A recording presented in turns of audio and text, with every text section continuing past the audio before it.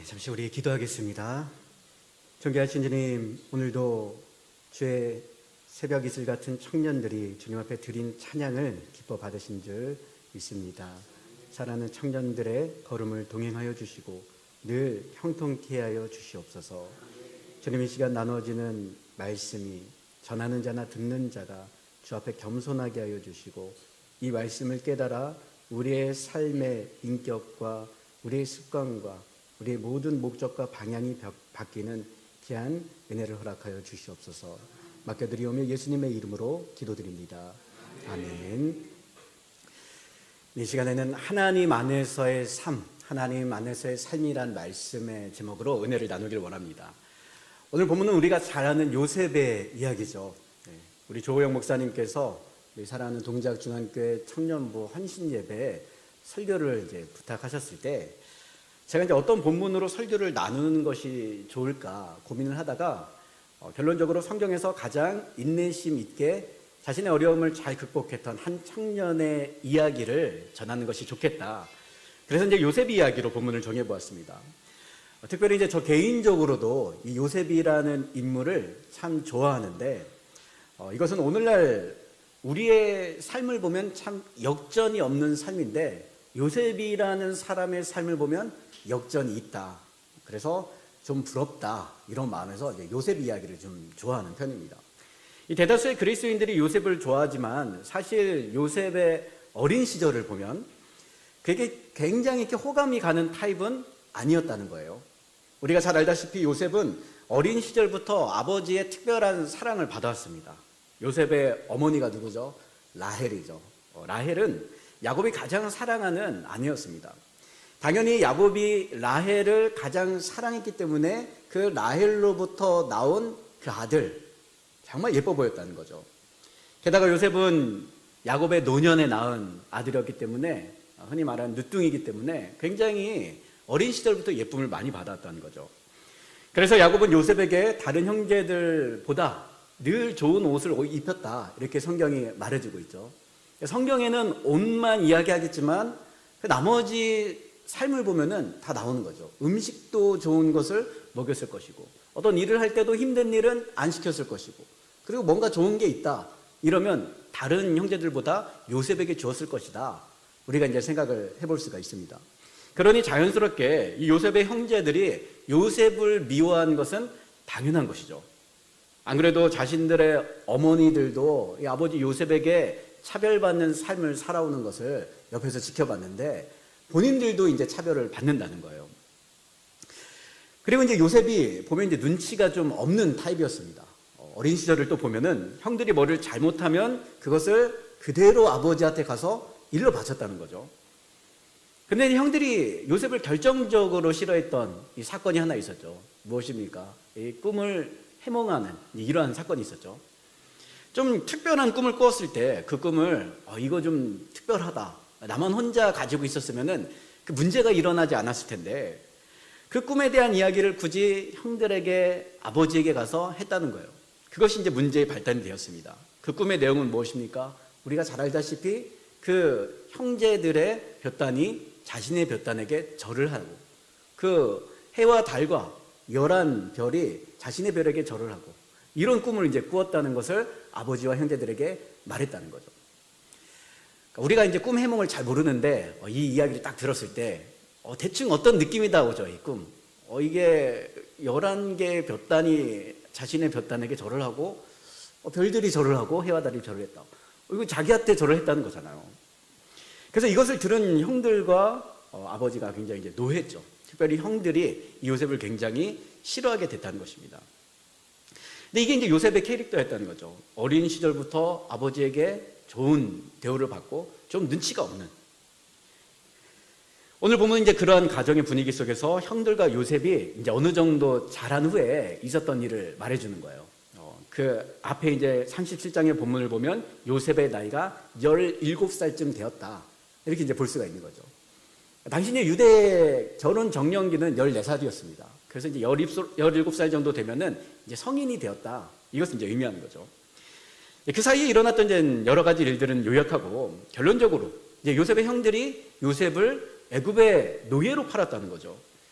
그리고 애굽에 팔려간 요셉은 바로의 신하이자 애굽의 시위대장이었던 보디발의 집으로 들어가게 됩니다.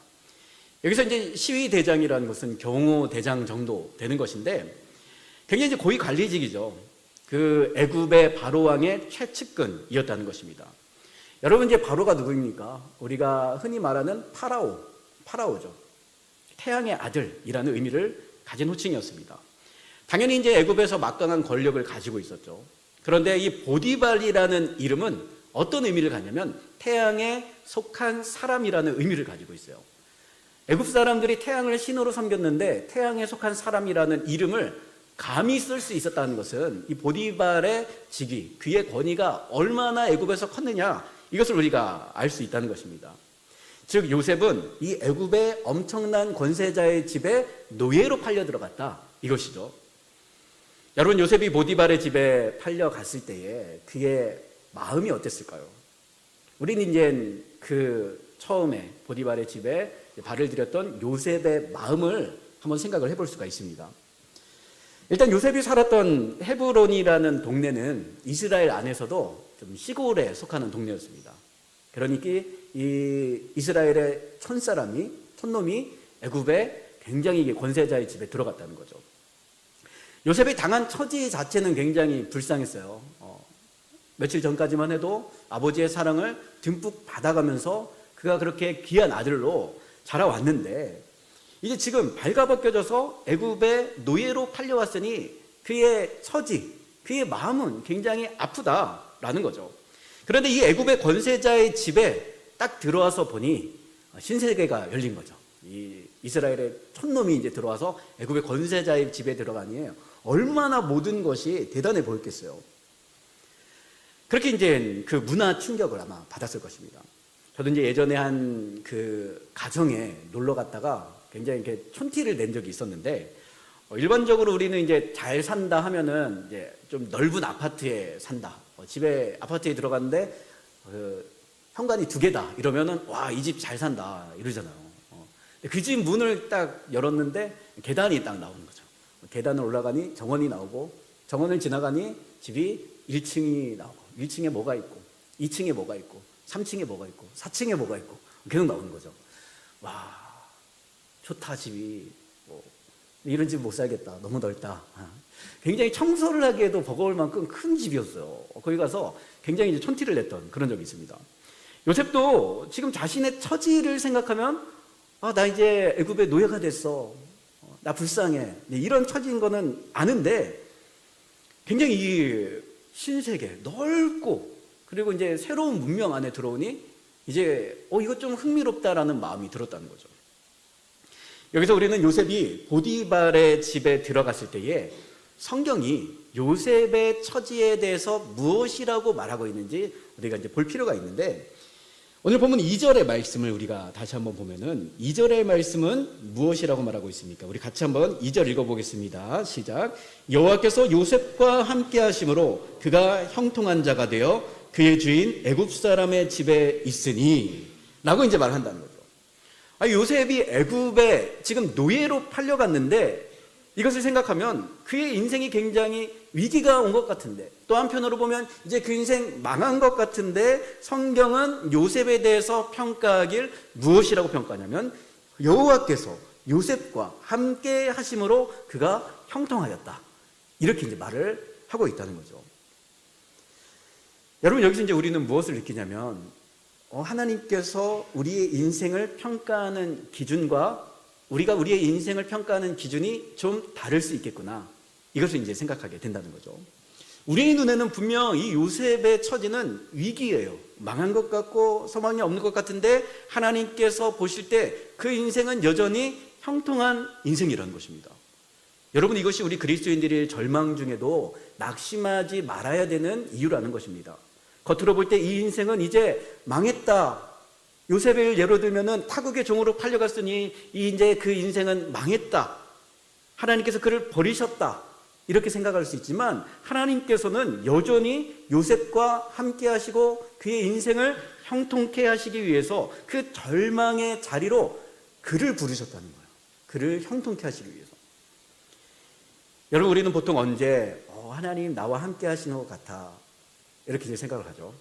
보통 우리는 우리의 일이 잘 풀릴 때, 내가 이렇게 무언가를 준비하고 가는 길이 활짝 열릴 때, 하나님께서 나와 함께 하시는 것 같아. 이렇게 이제 우리가 이야기를 하죠. 반대로 우리 인생에 어려움이 오거나 내가 무언가를 계획했는데 그 계획대로 일이 되지 않을 때 우리는 어떤 고백을 합니까? 하나님 나와 함께 하시지 않는 것 같아. 이렇게 이제 고백을 한다는 거죠. 때로는 하나님의 존재와 하나님의 성품을 의심해요. 하나님 정말 선한 하나님 맞나? 선한 하나님이 나한테 이럴 수 있나? 이런 생각을 갖는다는 거죠. 여러분, 오늘 본문에서 요셉이 애굽의 종으로 팔려간 것은 과연 좋은 일이었겠습니까? 나쁜 일이었겠습니까? 좋은 일일까요? 나쁜 일일까요? 이거는 최악이에요. 최악. 여러분들 다른 나라에 지금 여러분들이 종으로 노예로 팔려갔다고 하면 이거 좋다라고 말할 수 없잖아요. 최악이다. 최악의 상황이라는 거죠. 우리는 이제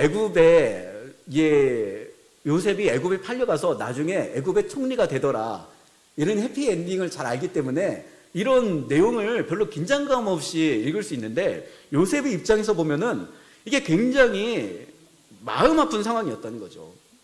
앞서 말씀드린 것처럼 정말 그 며칠 전까지 아버지에게 내가 사랑을 듬뿍 받는 이런 아들이었는데, 내 인생이 형제들 안에선 적어도 넘버원 인생을 살았는데 지금 자신은 노예이신 분이라는 거죠. 무엇보다 요셉은 지금까지 이런 어려움을 극복해 본 기억이 없어요. 훈련되지 않은 사람이었어요.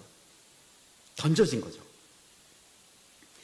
그런데 말씀은 요셉이 형통한 자가 되었다라고 말하고 있다는 거죠. 여러분, 이것은 성경이 요셉의 상황을 기만하고 있는 것이 아니죠. 다만 우리는 형통의 의미에 대해서 다시 한번 생각해 봐야 된다는 것입니다. 여러분, 적어도 그리스도인의 형통은 일이 잘 되고 못 되고를 떠나서 거기에 그 상황에 하나님께서 함께 하시느냐, 이것이 우리 그리스도인들의 형통의 개념이라는 것입니다.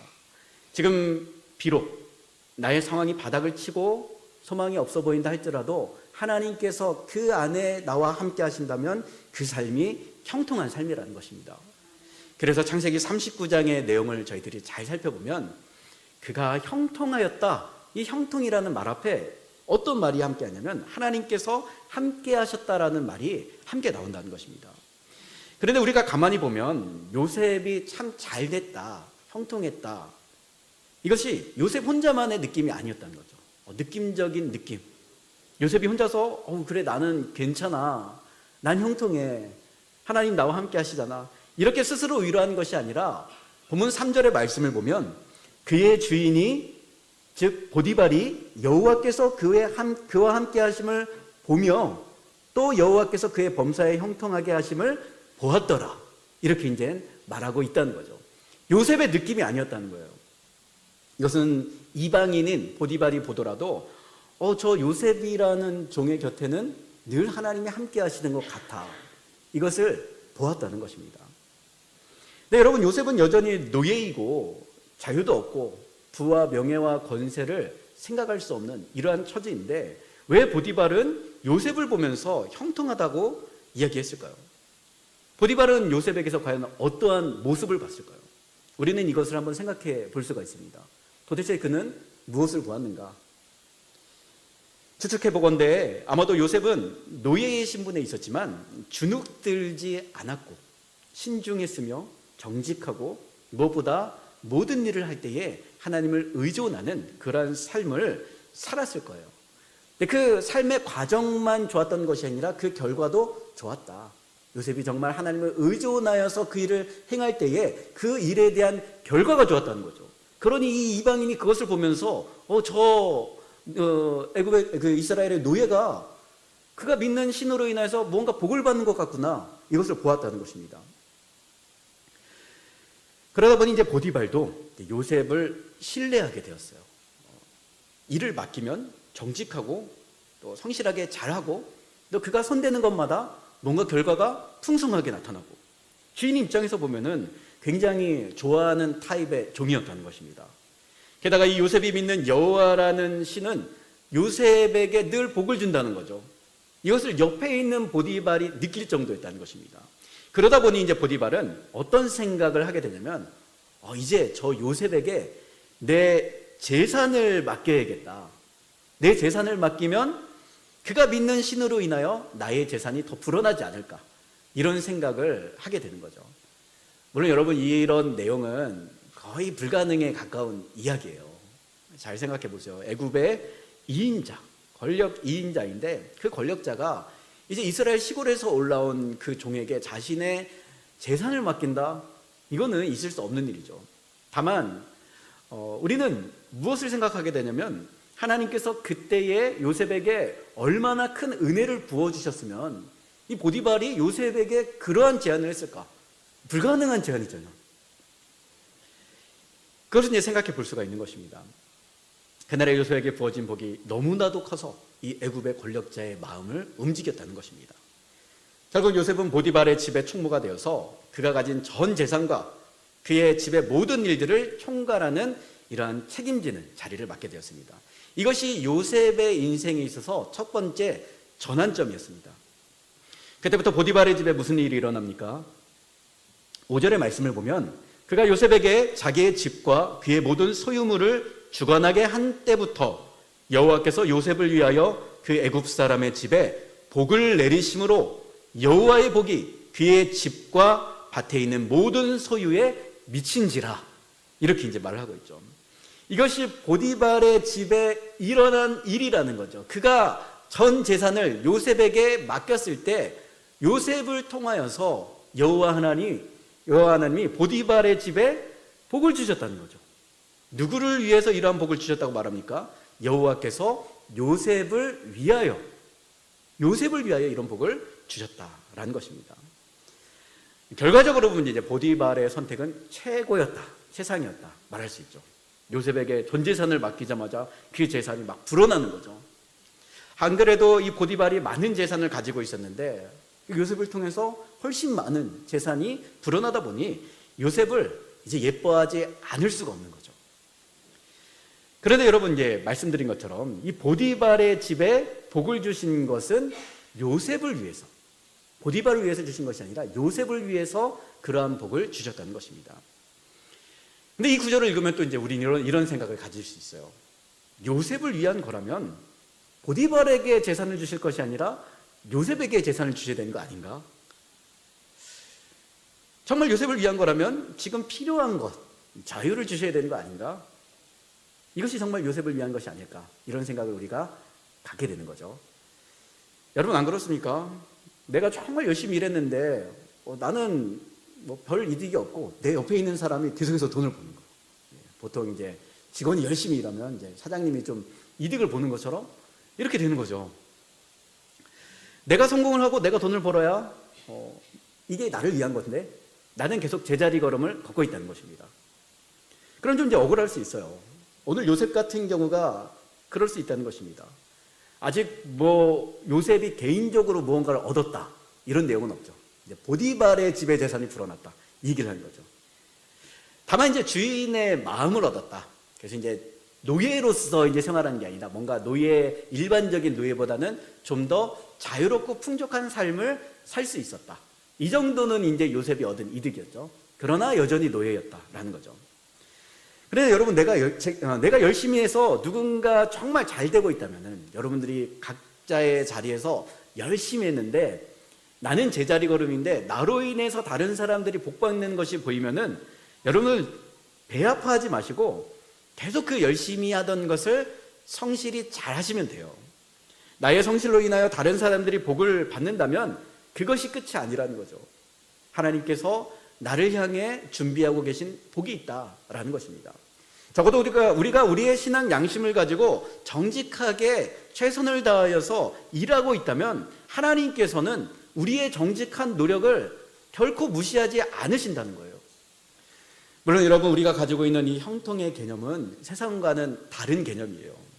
오늘 보디발의 입장에서 보면 보디발의 형통은 무엇입니까? 이 형통이라는 원어 자체가 부예요. 부와 어떤 잘됨. 그러니까 보디발 입장에서의 형통은 재산이 불어나는 것이 형통이에요. 내 형통한 삶을 살고 있다. 요셉으로 인하여서 내가 형통해졌다. 말할 수 있다는 거죠. 그러나 요셉의 형통은 무엇이었습니까? 말씀드린 대로 하나님께서 나와 여전히 함께 하시고 하나님께서 나를 위해 여전히 일하신다는 것이 요셉의 형통이었습니다. 적어도 우리 그리스도인들에게는 세상 사람들이 부러워할 만한 것들을 다 가지고 있더라도 갖추었더라도 하나님께서 나와 함께 하시지 않는다면 결코 그 삶은 형통한 삶이 아니라는 것입니다. 다 어둠으로 인하여서 하나님과 멀어졌다면, 하나님 밖에 내가 떨어져 나간다면 이것은 결코 형통한 삶이 아니라는 거예요. 반면 우리가 가진 모든 것들을 때로는 잃어버릴지라도 하나님께서 그 안에 나와 함께 하신다면 그 삶은 분명히 우리에게 형통한 삶인 줄 믿으시기 바랍니다. 여러분, 하나님은 우리가 없는 중에 있게 하시는 분이시죠. 반대로 있는 중에 없게 하실 수도 있는 분이에요. 우리는 그것을 두려워할 줄 알아야 됩니다. 그래서 우리는 주님이 나와 함께 하시는 삶을 늘 우리의 삶의 형통으로 삼으며 나아갈 수 있어야 됩니다.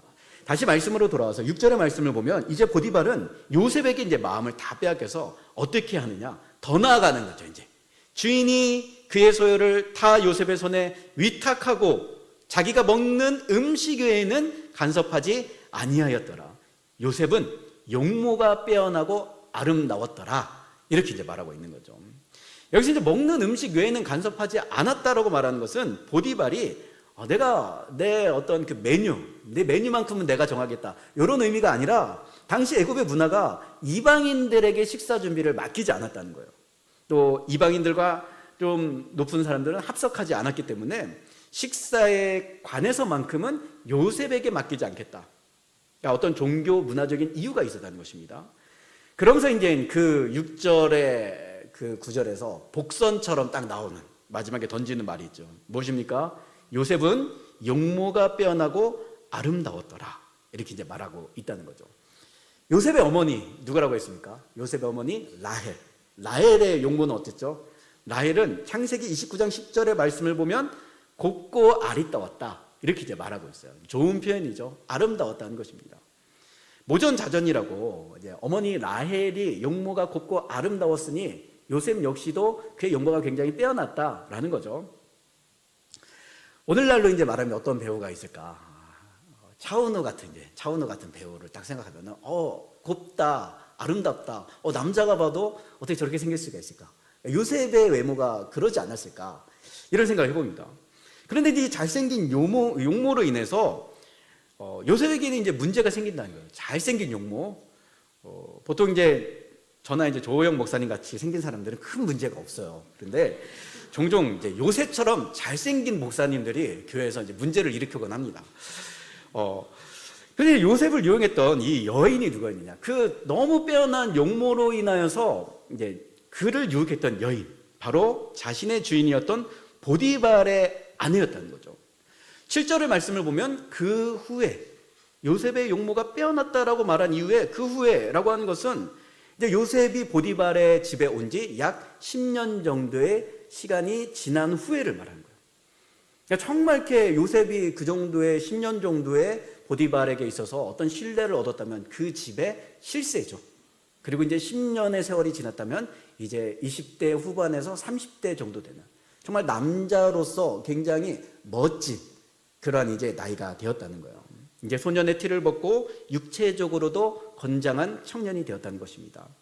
외모면 외모, 성품이면 성품, 실력이면 실력, 이것을 다 갖추다 보니 이 오랫동안 이 요셉의 옆에서 그를 지켜보던 보디발의 아내가 요셉을 좋아하기 시작했다는 거죠. 그래서 이제 요셉을 유혹하기 시작합니다.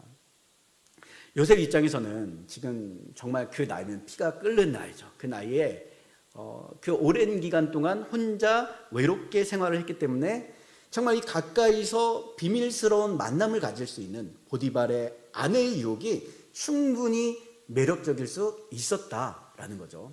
이 유혹을 사실 쉽게 떨치기는 어려웠다는 거예요. 그런데 요셉은 이 유혹 앞에서 어떻게 행동했습니까? 그녀의 제안을 단칼에 거절하죠.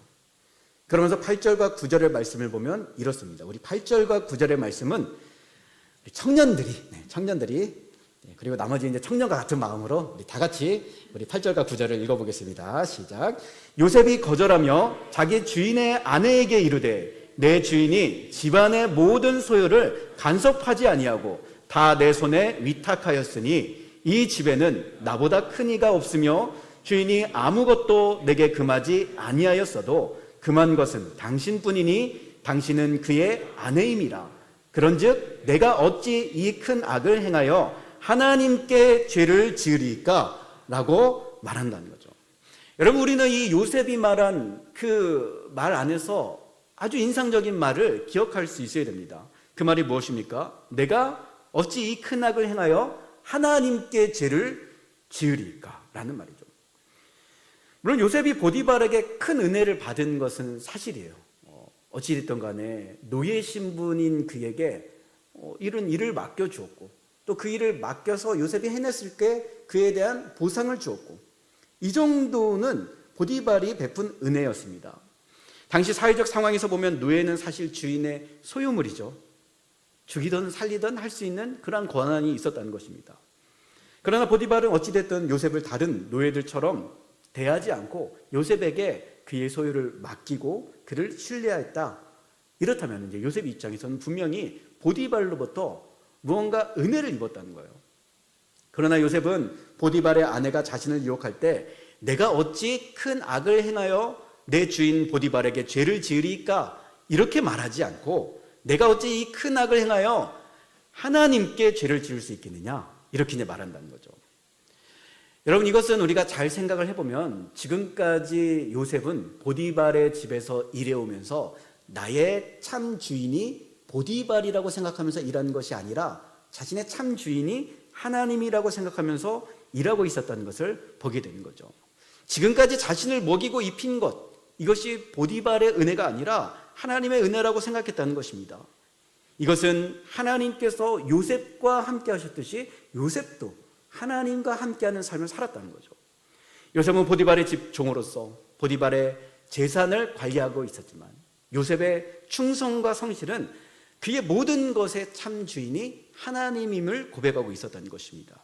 여러분, 우리가 어디에서 무엇을 하든지 정말 우리가 맡고 있는, 우리에게 맡겨진 그 일을 성실하게 감당해야 되는 그 이유는 그 모든 것의 참 주인이 하나님이시기 때문이에요.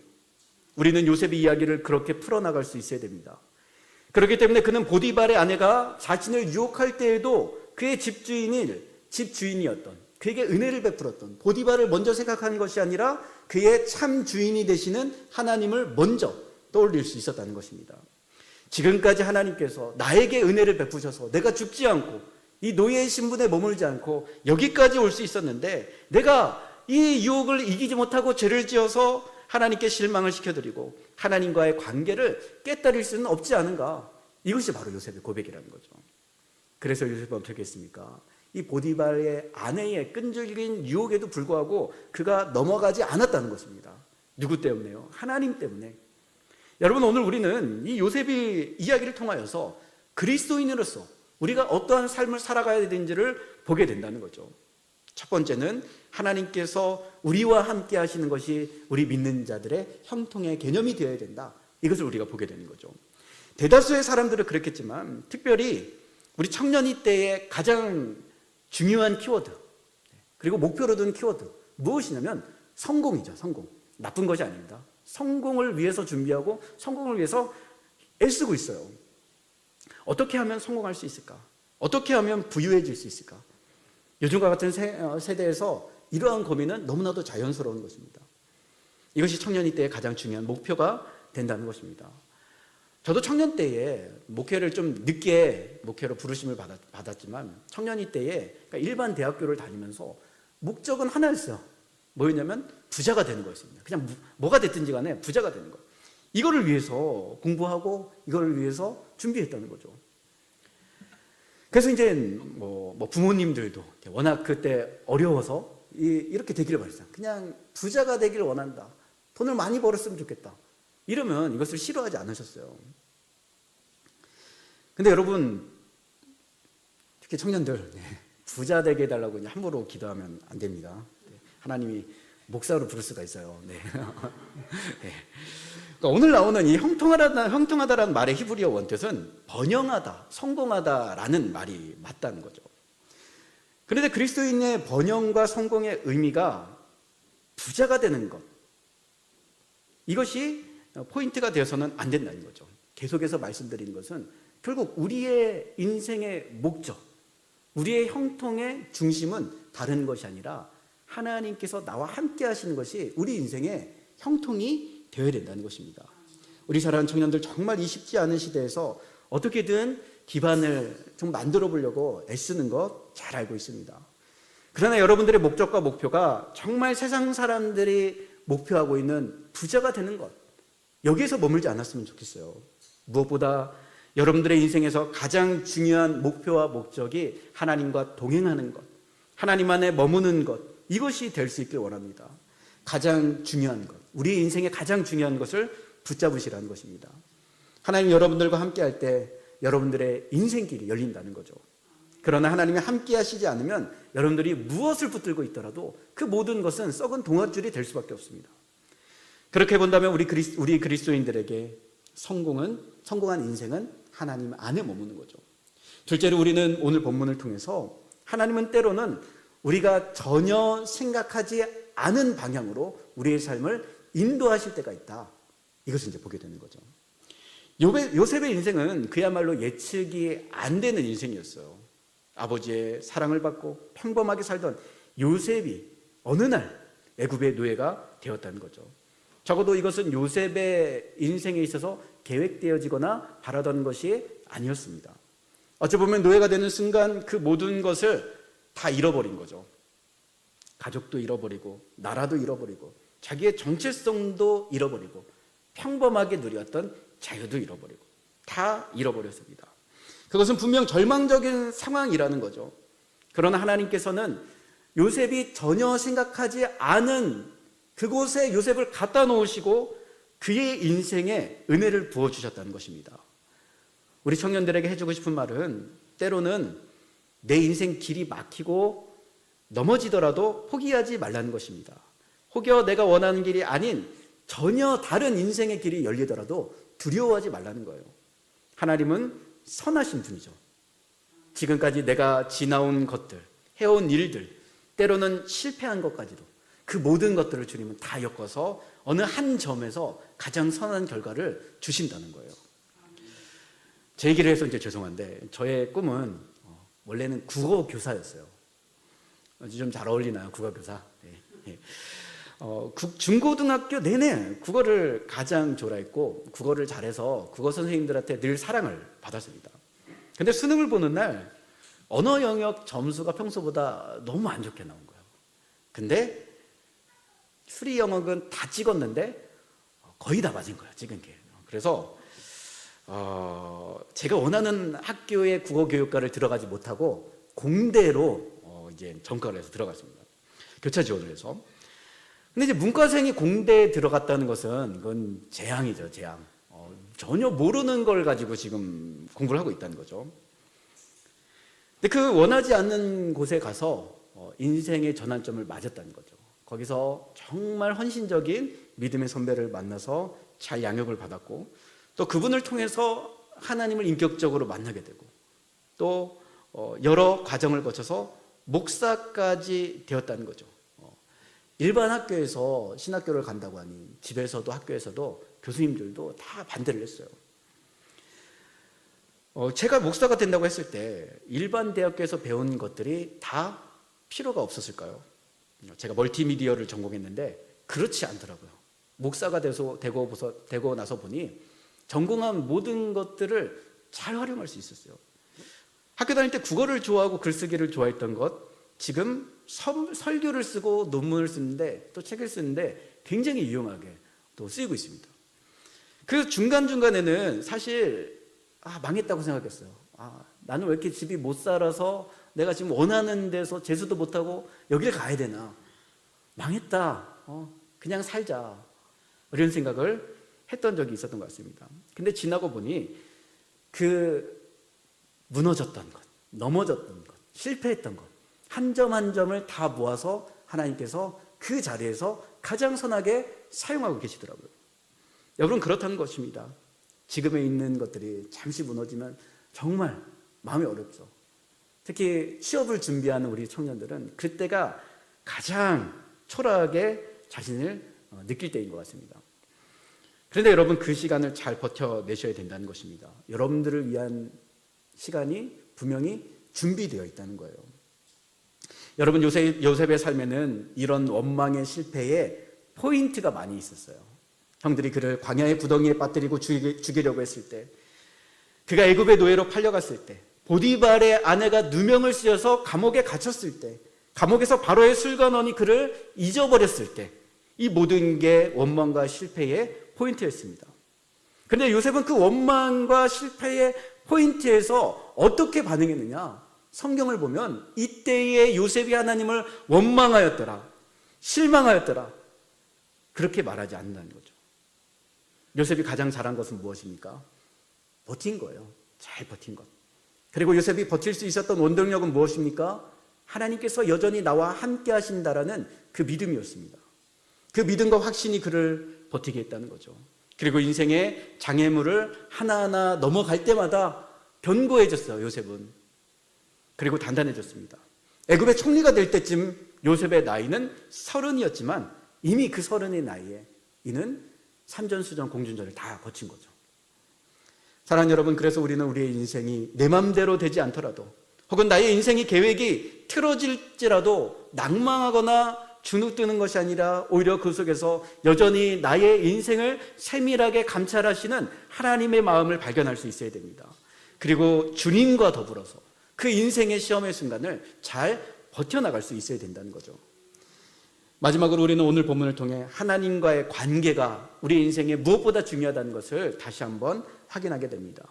여러분, 우리가 살아가면서 만나게 되는 여러 죄의 유혹이 있다는 거죠.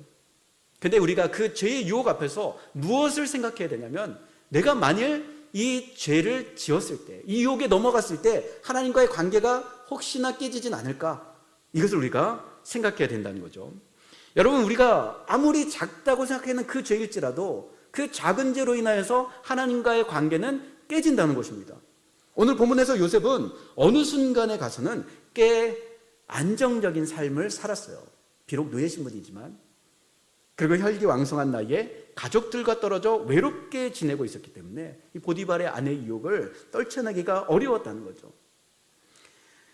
꼭 대놓고 내가 죄를 지어야겠다, 이 보디발의 아내와 죄를 지어야겠다, 이것이 아니더라도 어쩔 수 없는 타협이라는 명목으로 타협할 수 있는 여지가 충분했다는 거예요, 요셉은. 그러나 요셉은 그 유혹의 상황에서 무엇을 두려워했습니까? 내가 만일 이 죄를 짓는다면 하나님과의 관계가 깨지는 것 아닌가? 여기에 이제 두려운 마음을 가졌다는 거죠. 주님과의 관계. 만일 하나님과의 관계가 깨져버리면 그를 지탱하고 있던 이 삶이 전체가 무너진다는 거죠. 그래서 요셉은 이 상황에서 어떻게 했습니까? 도망쳤어요. 내가 못 이긴다, 이 상황은. 여러분, 우리는 이 작은 유혹이 우리의 모든 삶을 송두리째 망칠 수 있다는 두려운 마음으로 나아갈 수 있어야 돼요. 특히 청년일 때는 굉장히 성공에 목마르고 상황이 어렵기 때문에 이런저러한 유혹에 우리가 흔들릴 수 있다는 것입니다. 그러나 여러분, 우리는 그때 가장 먼저 무엇을 생각해야 됩니까? 그 유혹 앞에서, 죄 앞에서 하나님과의 관계를 가장 먼저 생각할 수 있어야 돼요. 안 그러면 나중에 큰 후회를 하거나 많은 것을 잃어버릴 수 있습니다. 주님 앞에 늘 정직하라는 거죠. 여러분, 주님은 우리를 거룩한 성전으로 부르셨어요. 적어도 우리가 하나님 앞에 부끄러움이 없는, 또 주님께서 우리를 바라보실 때 기뻐할 수 있는 그러한 삶을 우리가 살아갈 수 있어야 된다는 것입니다. 마지막으로 우리 성도님들을 위해, 성도님들을 향해서 당부드리고 싶은 것은, 오늘 청년 헌신 예배로 제가 왔습니다. 너무 이뻐요. 청년이라는 그 이름 자체가 너무 이쁩니다. 잘 되는 교회를 보면은 주로 어디에 초점을 두고 교회를 운영하냐면 청년들에게 초점을 맞추어서 교회를 운영한다는 것입니다. 청년들의 관심이 무엇인지, 청년들이 원하는 것이 무엇인지, 청년들이 불편한 것은 무엇인지, 이것을 우리가 잘 헤아려서 청년들이 즐겁게 신앙생활할 수 있도록 도와야 된다는 거죠. 한 통계에서 말했습니다. 청년들이 교회를 왜 떠나는가? 이유는 단순했어요. 교회 가면 뭘 시킨다라는 거죠. 무언가 교회가 우리를 굉장히 소비하고 그것을 당연시 여긴다는 거죠. 이게 너무 싫은 거예요. 사회에 나가서도 청년들이 너무 힘든데 교회에 와서도 똑같은 거예요. 뭘 다르게 해주셨냐면 교회는 다르다, 이걸 보여주셔야 되는 거죠. 그래도 너희들이 교회에 오면 교회는 너희들을 보호하고 너희들을 위해서 기도하고 너희들을 지지하고 응원하고 너희 편이 되어준다. 이것이 우리 교회의 믿음의 선배님들이 해줘야 될 역할이라는 것입니다. 아직 이들은 일을 하거나 헌신하기에는 사실 어려요. 세대가 많이 힘이 듭니다. 사랑하는 청년들이 건강하고 안정된 삶을 살아갈 수 있도록 우리 믿음의 선배님들이 옆에서 많이 격려해 주시고 기도해 주시고 또 관심을 가져주셨으면 좋겠습니다. 오늘의 말씀을 정리합니다. 오늘 우리는 이 요셉의 이야기를 통해서 하나님 앞에 우리가 어떠한 삶을 살아가야 하는 것이 마땅한지를 돌아보았습니다. 우리의 모든 삶의 주권이 하나님께 있음을 인정하면서 주님께 나의 삶의 소유권을 온전히 맡겨드리고 주님을 사랑하는 마음으로 주님의 뜻 안에서 주님과 더불어 나감으로 주께서 우리에게 베푸시는 참 복과 은혜를 풍성히 누리며 나가는 우리 사랑하는 동작 중앙교회 성도님들, 특별히 우리 귀한 청년들이 삶이 될 수 있기를 주님의 이름으로 축원드립니다. 아멘. 기도하겠습니다. 주님, 오늘 이 부족한 종을 통하여서 주께서 우리에게 허락하여 주신 이 말씀을 전할 때에 우리의 마음에 하나님께서 주시는 새로운 마음이 있었는 줄 믿습니다. 무엇보다도 우리의 모든 상황 앞에서 그 삶이 잘 되거나 때로는 못 되거나 그 길이 열리거나 때로는 막히거나 그것과 우리가 상관하지 않고 늘 주님과 동행하며 주의 은혜 안에 머무는 삶이 될 수 있도록 도와주시옵소서. 주님은 누구보다 우리를 사랑하시고 누구보다 우리를 잘 아시는 분입니다. 우리에게 가장 좋은 때에 가장 선한 것을 허락하여 주시옵소서. 우리 사랑하는 청년들, 참 쉽지 않은 시대를 살고 있습니다. 주께서 사랑하는 자들의 위로자가 되어주시고 주님 앞에 어려울 때에 간구드리면 그 간구에 선한 응답을 허락하여 주시옵소서. 그로 인하여 청년의 때에 믿음 없는 자들이 되지 않게 해주시고 주께 간구하였을 때 응답받음으로 인하여 그들이 믿음의 삶을 잘 살아갈 수 있도록 도와주시옵소서. 준비하고 있는 모든 것들 가운데 하나님께서 손대어 주셔서 그들의 학업과 또 취업과 믿음의 가정을 세워나가는 모든 문제 가운데 우리 하나님께서 선한 응답을 허락하여 주시옵소서. 맡겨드리오며 예수님의 이름으로 기도드립니다. 아멘.